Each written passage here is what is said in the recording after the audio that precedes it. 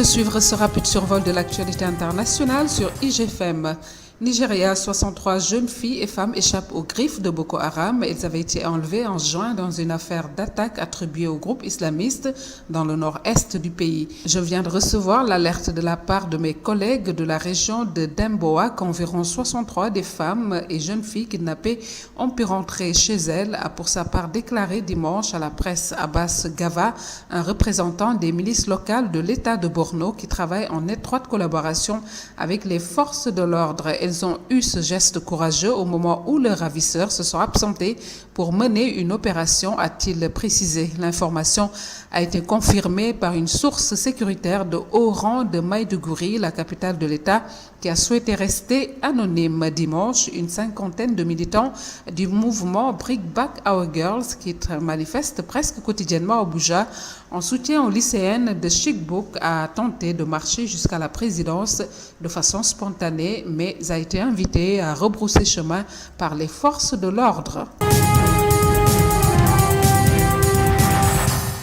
Le ministre français de la Défense, Jean-Yves Le Drian, se rend lundi pour 2 jours en Centrafrique, où, selon ses services, une dizaine de soldats français ont été blessés récemment lors de violents accrochages avec des groupes armés. Il s'agit de la 7e visite de Drian dans le pays depuis le lancement de l'opération française Sangari en Centrafrique le 5 décembre 2013. À Bangui, il doit s'entretenir avec le commandant des forces françaises, le général Éric Bello des Minières, puis avec la présidente centrafricaine Catherine Samba Panza.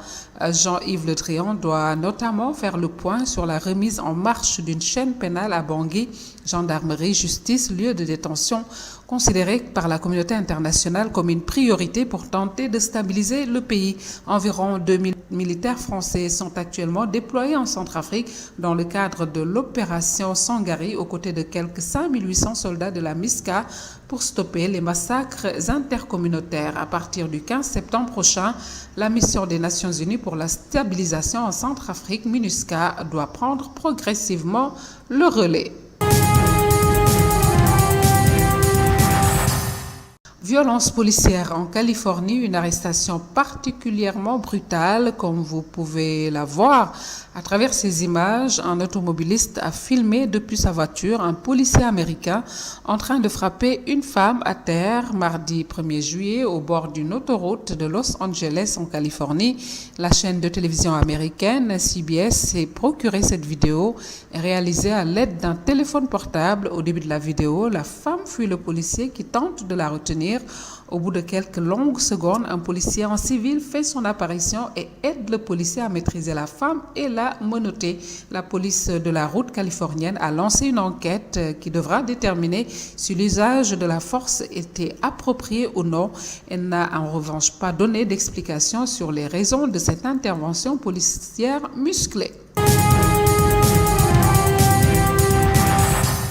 Tension à Berlin après de nouveaux soupçons d'espionnage des États-Unis. En effet, les accusations selon lesquelles un Allemand aurait travaillé comme agent double pour le compte des services de renseignement américains sont graves et si elles sont confirmées, vont à l'encontre de ce qu'est censé être la coopération entre deux pays partenaires, a estimé lundi la chancelière Angela Merkel. La chancelière a pris part lundi à Pékin à la signature de plusieurs accords concernant la division hélicoptère Airbus qui a vendu 100 appareils à des entreprises chinoises. La Maison-Blanche et le département d'État américain n'ont jusqu'à présent fait aucune déclaration à propos de l'arrestation d'un agent âgé de 31 ans des services du renseignement extérieur allemand. Cette affaire risque de tendre un peu plus les relations entre Berlin et Washington, déjà mises à l'épreuve par les révélations l'an dernier, rappelez-vous, sur des écoutes à grande échelle pratiquées en direction de l'Allemagne par la NSA, National Security Agency américaine. Selon les services de renseignement et des sources politiques allemandes, l'homme arrêté a avoué avoir transmis des documents à un contact américain.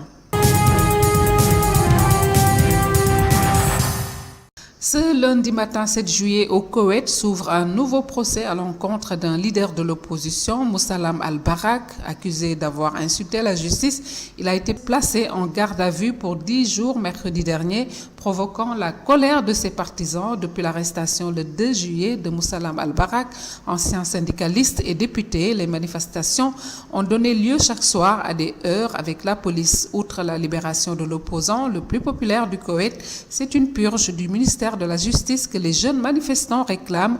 Moussalam Al-Barak est accusé d'insulte à la Cour suprême et à son président.